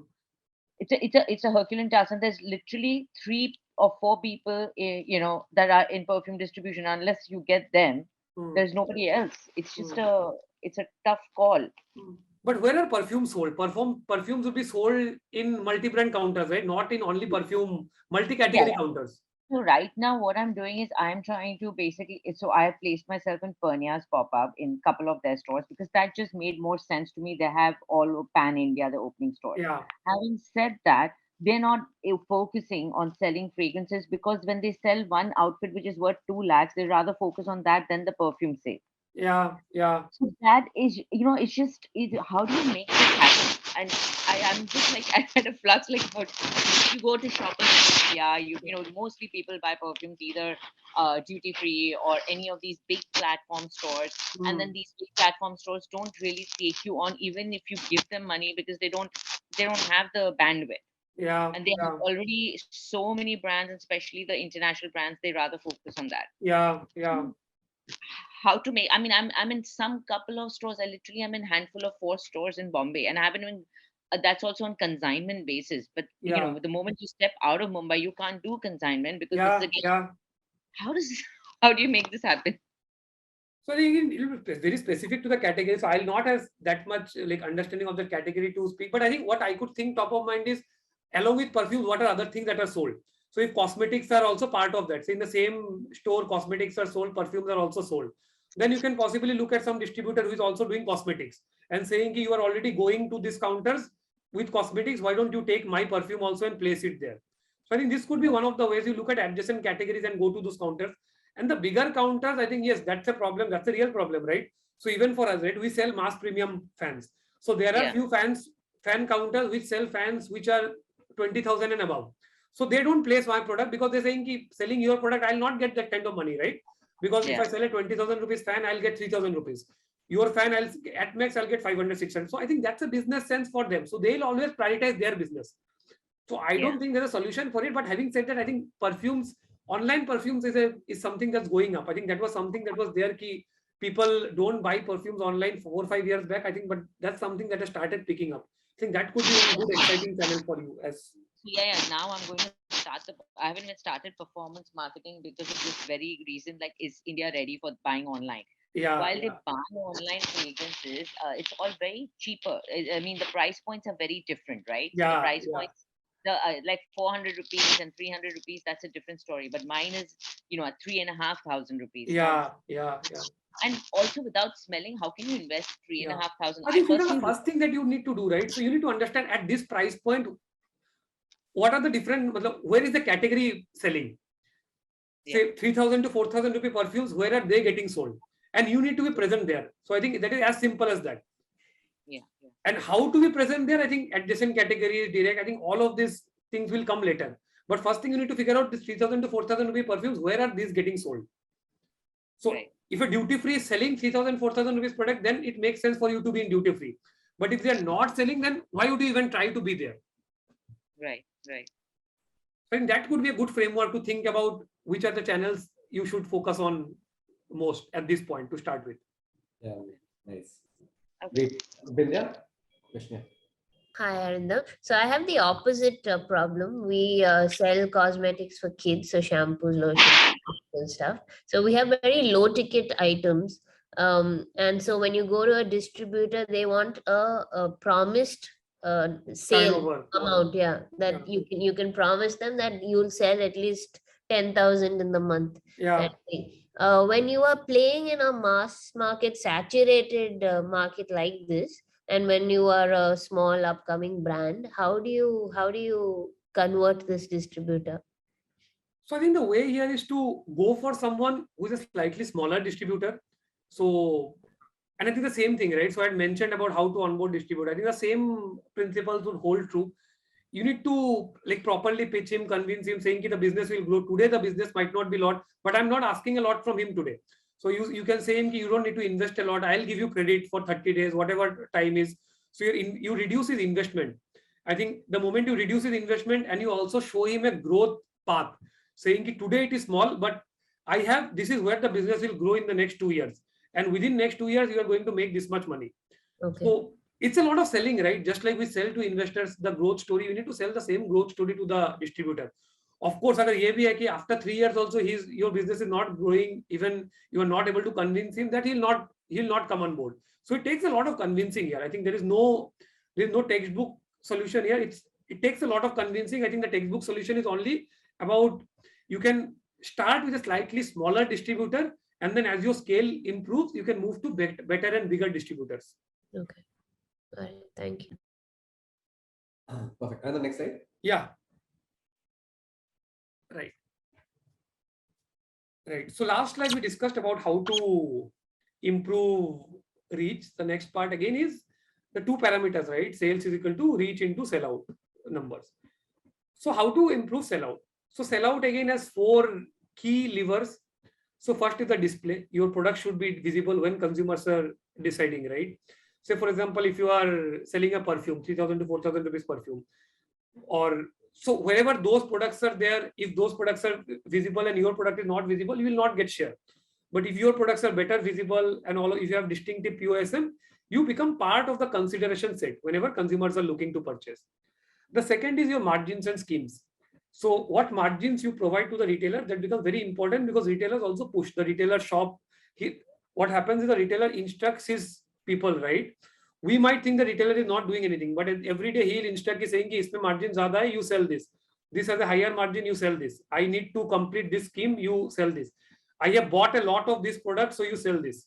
So this is again a reality. Ki, say in our case, right? What initial days, what used to happen was, we were saying, ki, okay, we'll not place a lot of products. But what used to happen was the competition, Crompton would come and put 100 fans in his store. Havels will come and put 100 fans in his store. Orient will come and put 100 fans in the store. There'll be 5 Atomberg fans in the store.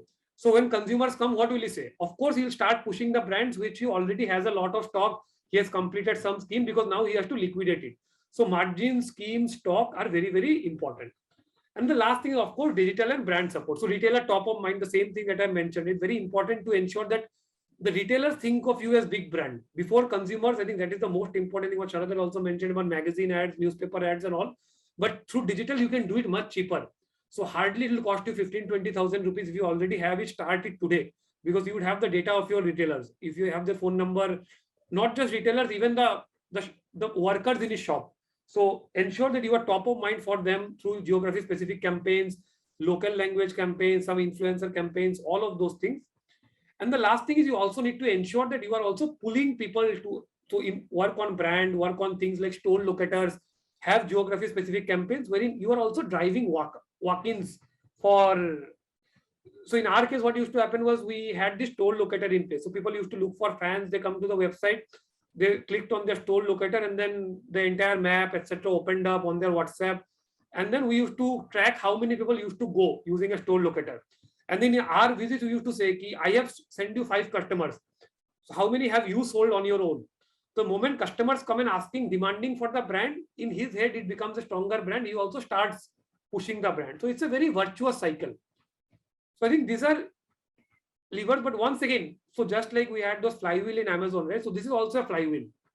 So customers come asking for the brand, retailers also think it's a good brand, retailers start pushing the brand. So you need to stop, you can reduce investments on brand, you can just focus on distribution, retailers automatically start pushing the brand. As his volumes go up, his absolute margins go up, distributors margins goes up, distributors turnover goes up, his involvement increases even further. He spends more time in the market, your reach increases. So it's a very virtuous cycle, but it's just like any other cycle, right? It's very difficult to get it rolling for the first 2 to 3 years. But once it starts rolling, it keeps on moving very, very fast. So yeah, I think this is what I had. I think I have one more slide around metrics, so we can quickly cover that, and then I can take questions, queries around it. You can move to the next one, right? So this is the end. This is the last slide. I think we have covered the entire journey, right? From why, when, how for reach, how for sellout. Some are strategic things, some are frameworks to help you think, some are tactical points which you can go back tomorrow and implement if you are there selling offline. So I wanted it to be a mix of both. Now, the last part is around systems and metrics. So someone had mentioned, right? I don't know how much stock the distributors are carrying, what is happening to my stock, and all those visibility. So the first thing is, which is very important at certain scale, which is very early, and for us, it was day one itself we had kept, was a distributor management monitoring system, right? So what this does is, you get visibility of your secondary sales regularly. The distributor's billing gets tracked. There is a system that you place, you have access to that. And you can start tracking on a daily basis how many retailers are billed, how many counters are billed, what quantity is billed, how much stock distributor is carrying, everything you will be able to say on a real-time basis. The second is a Salesforce automation tool. You would have people on the team, right? So you need to know how many counters they are visiting, which counter they should visit. There's a very scientific way of doing it. Which counter he should visit, how much time he should spend on each counter, what he should do in each counter. So this is the biggest enabler for the sales team. It is not just a monitoring tool, it's an enabling tool for your on-field sales team. So whichever big FMCG brands have been built, they've been built on the strength of strong systems and processes. Brands which did not have strong systems and processes, even though they might have a good brand, so they haven't been able to scale that much up in the country. Some key metrics to track your total primary, secondaries. Primary is your billing to distributor, secondary is distributor billing to retailer, total reach. Reach is the number of counters that you are billing. New reach is how many new counters you are billing every month. Number of billed counters as a percentage of counters, universe, how many counters you are billing. So all those parameters should keep on improving month on month. And sell out per counter. If you're present in 100 counters today, if you're selling 500 units, tomorrow that sell out per counter should keep on improving as the brand grows, as the awareness goes, as the sell out initiatives grow. So I think I have come more or less toward the end. I had to rush because we're running out of time, but we have around 15-20 minutes for Q&As, anything. For some of you, it might have been too much of information, especially if you are not from a sales and distribution background, but happy to take any questions, queries, even as basic questions as possible. Go back to the basics and answer. Happy to take any of those. Yeah, awesome. Yeah, so whoever has questions, just raise your hand and we'll just follow a queue. So Manjari, we'll start with you. Yeah. Hey, hi. Absolutely loved your session. I mean, that's really amazing. And as a brand where we are right now scaling offline, I think it could have been the best session for us. So I think one question I want to ask, like we are building a couple of ROI models for the distributors. If you could share some templates, like how it's going to look like, sure. That would be really helpful. Right. So I think it's a template you can figure out for your own. So I'll tell you how ROI is. I think that's something that I missed, right? So ROI is what is his net profit divided by net investment. So net profit has two terms to it. One is what is profit that he's making from the gross profit minus his investment. So gross profit is a function of two things, his margins and the volume that he's doing, right? And his expenses are, say, his warehouse expenses, his vehicle expenses, team expenses. So what percentage of that gets allocated to your business? Say, for example, if a distributor has 3 different businesses, you can allocate, say, 33% of the expenses get allocated to for your ROI calculation. So on the numerator, you have net profit. Net profit is gross profit from the brand. Gross profit is absolute margins into volume minus all the expenses that is incurring. And on the denominator is his total investment. Now, if his investment is not there, then you don't talk about ROI, right? Then in that case, ROI is infinite, right? There is no ROI. There is no concept of ROI. Yeah. So in that case, he just needs to look at how much absolute is he making net profit. But if he's making investment, that's when you need to look at what the numerator is and compared to what the denominator is. And what are the drivers for investments there? The investments drivers in the sense, why does he need investment? You are talking about that? Yeah. So you see, he needs investment because he'll pay upfront to you, right? So you are not, or say for example, you are going to give him some credit, but he is going to have to carry stock for you. I think that is one, days of investment. And second is here, he's also going to give credit to the retailer. So net days of investment is usually credit to the retailer, days of credit plus days of stock minus days of credit he gets from the brand. Okay. So what I'll do is I'll share this formula with Sharath. I think Sharath can share with the bigger team also. I think this is something that I missed. Yeah, I think Arindam, what we'll do is we'll just... And what is the typical ROI percentages, like expectations of... See, for a new brand, a distributor will need minimum 35-40% ROI. A distributor will get 20-22% ROI for a brand like a HUL or ITC, close to 20-22%. So for a new brand, he'll definitely look at around 35-40% ROI, which I think a lot of brands give. Don't confuse ROI with margins. So both are two separate things. Yeah, understood. Because his investment will be low, his ROI will be high. Of course, okay, understood. Yeah. Arindam, I think what would be great is when you give us the formula, we'll add it to the same slide deck at the end. It'll just be easier to sort of always refer to it again and again. Yeah. I'll do that. Yeah. Perfect. Ashutosh. Hi. So yeah, coming back to my previous question, how do we break down the margin structure when we have a retailer or distributor in place? So what is the max I can give a retailer? Should it be 25%, 30%? Yeah. How much do I give for a distributor? Yeah. So I think two ways to go about it. One is, of course, what your gross margins are, what your gross margins allow, and what is the maximum possible thing that you can do. And the second thing is you look at what the category is doing. So I think there are category benchmarks for most of the categories, right? So for example, in fans, there is already a set benchmark saying ki distributor, people who have a distribution, this is what they get. For retailers, this is what margins they get. As a new entrant, your margins has to be at least 25, 30, 40% higher than, say for example, if a retailer is making 200 rupees selling a Crompton fan, for us, he has to make 300, 350 rupees, or else why will he push, right? It's always easier for them to push a newer brand, and he also has a lot of confidence in an older brand, right? So I think you need to start from both of this, and somewhere you need to marry both of this. Second thing we need to understand is, as the brand grows, the margins will keep on decreasing. A retailer also knows that. In the initial days, he looks at new brand to say ki, okay, the other brands are giving me volume, this brand will give me margin. So that's how they think of saying ki, okay, Crompton, Orient, Havels, they'll give me turnover, but Atomberg will give me absolute margin. Every fan that I sell, I'll get 400, 500 rupees from this. So that's how they think of. But as the brand increases, pool increases, that will get rationalized, and at the end of the day, you will become close to what the category is operating in. Because there is a reason the category is operating at this rate, because that's how the gross margins for the category is structured. Correct. Makes sense. For interest, I want to ask Khushbu to ask a question first, then we get to Kuldeep and Mohita. Yeah. Hi, Arindam. Thank you so much for the session. I think totally loved it, and hopefully, going to implement a lot of it. Wanted to understand on the category benchmark, how do we get to know about it?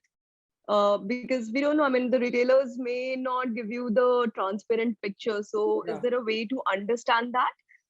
See, I think the best way would be to get someone from the industry. I think, you anyways need to hire a ASM or someone, right? So even if you're not don't want to hire someone, I think a good way would be to interview people from the industry.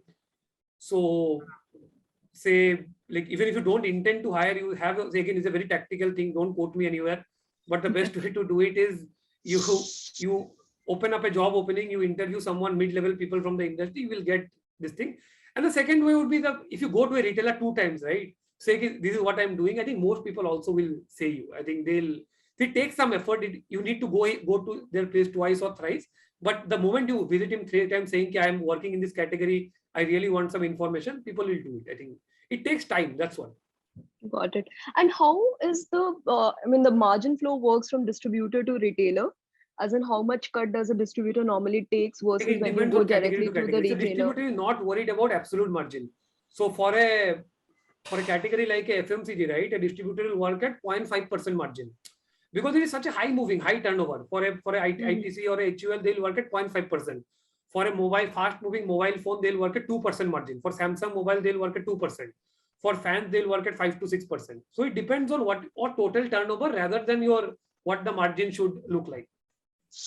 Got it. And cigarettes, I was talking about in cigarettes. So in cigarettes, they work in a very small margin because it's a high turnover game.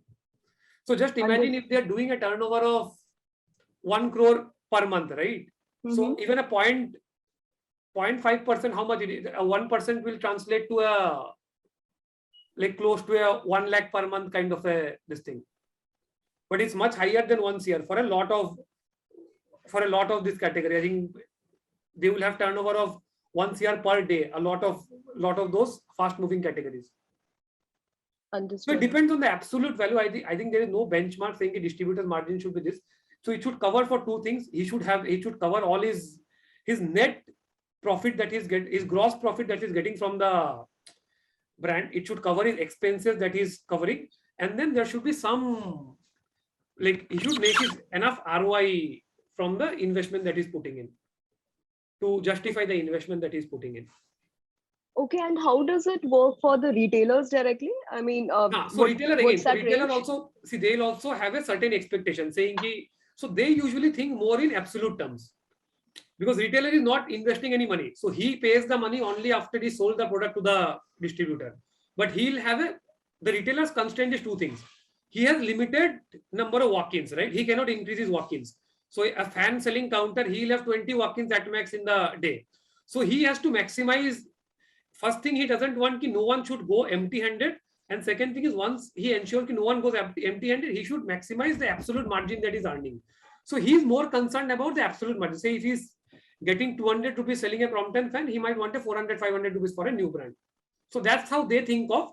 But yeah, I think in percentage terms, it would come to around, it depends on the category. For our category, it will be around 10-12%. But that reference might not be the right. No, for few categories, it will be 30-35%. In FMCG, retailer margin is very high, right? Because selling a chips, you make 2 rupees.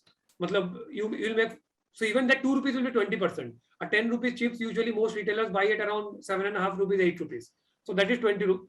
But it depends on the absolute value of the product. Got it. Thank you so much. Perfect. So now quick questions. So Kuldeep, then Mohita, and then yeah. So no follow-up questions, huh? One each. So yeah, Kuldeep.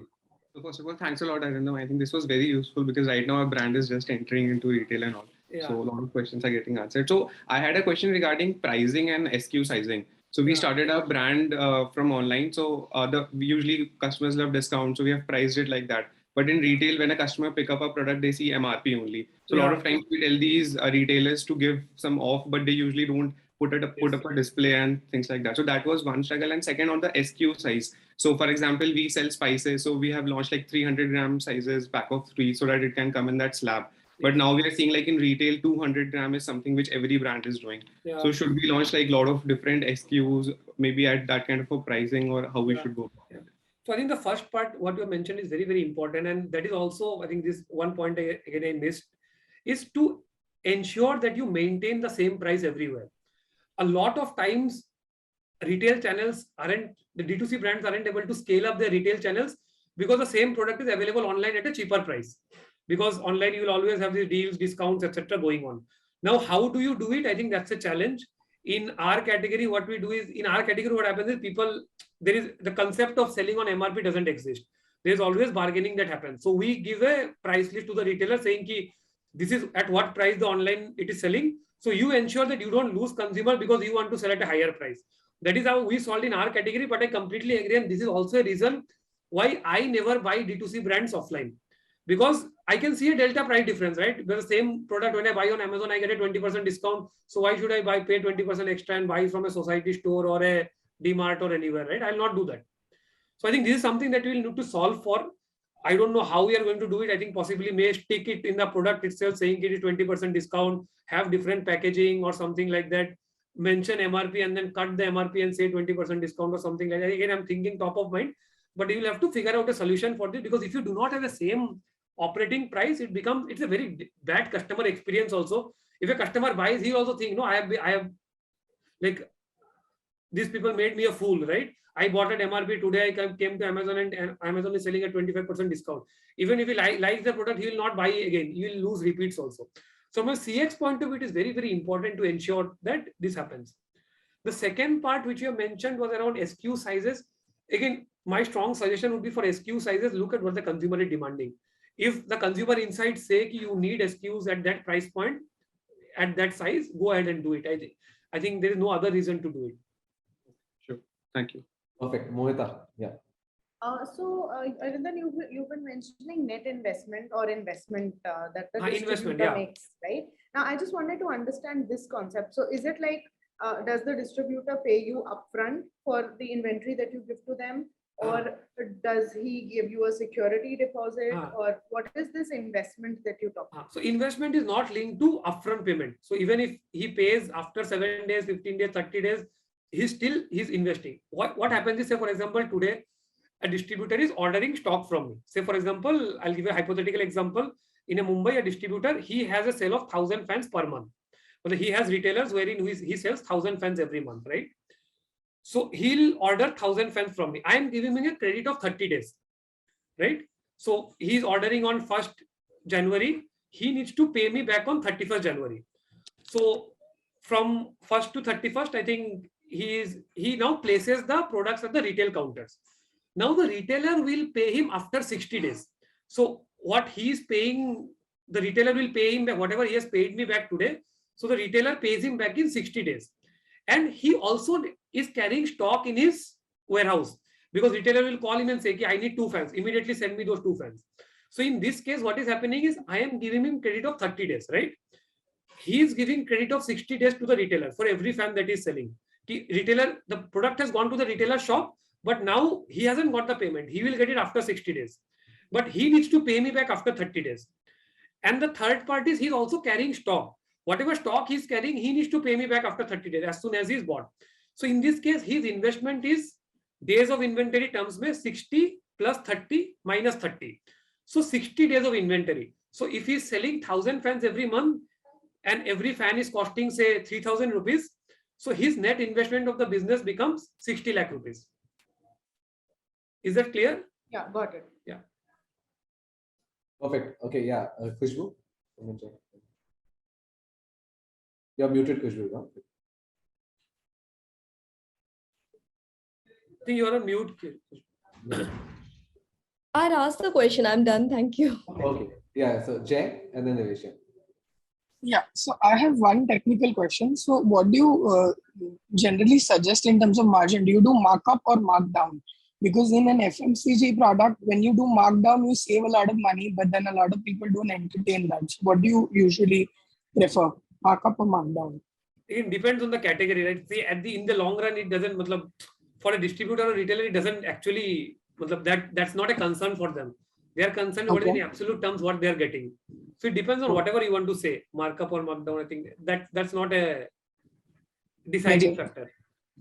And so another experience that we had is that so we participated in Ahar, which is like a food festival which happens in Delhi, and we got a lot of distributor inquiries from there. And majority distributors have this question that what is the form of marketing support that you guys are going to offer? Yes.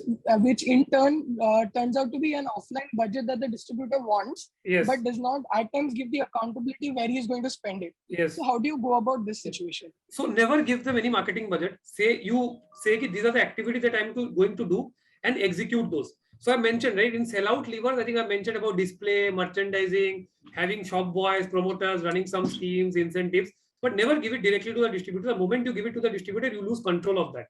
Because at the end of the day, you are responsible for generating sellout, right? And so you need to have that budget, of course, but you need to align with him saying, this is what I'm going to do, and then go ahead and execute those.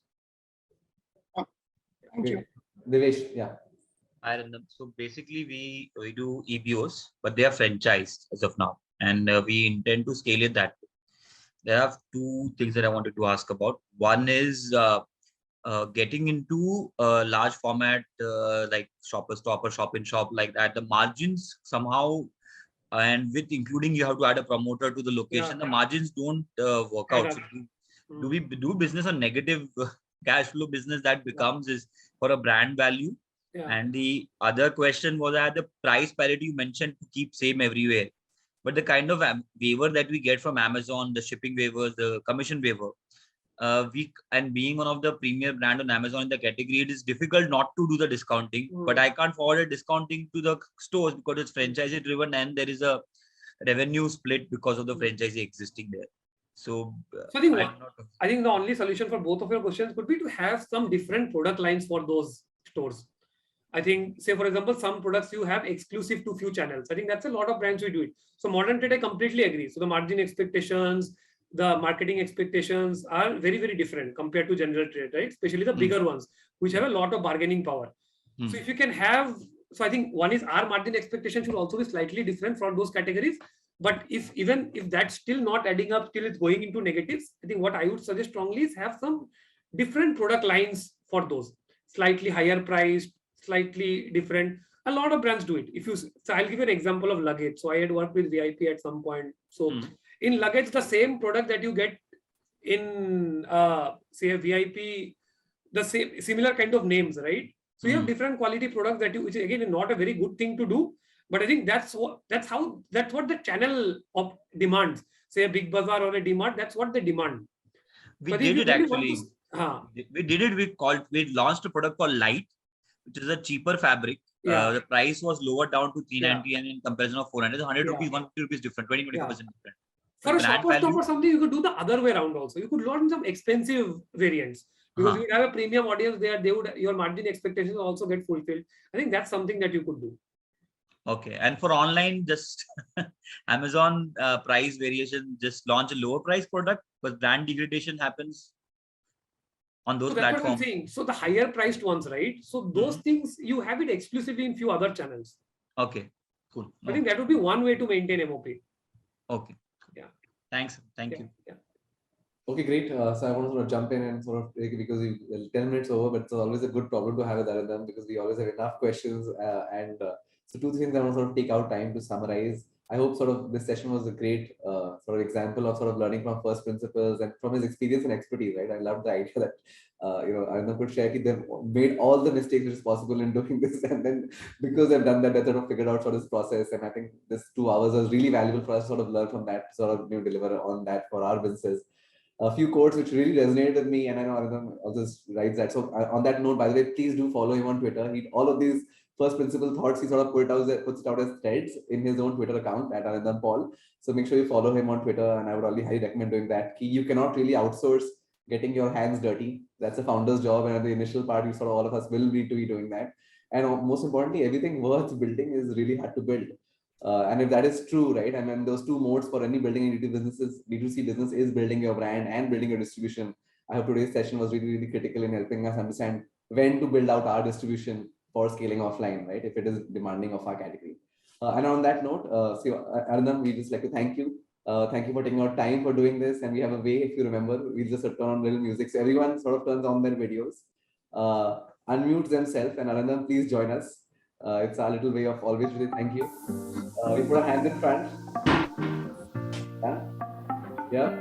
And we do a countdown between 3, 2, 1 and go team. Okay. Ready? 3, 2, 1. Go team. Go team, everyone.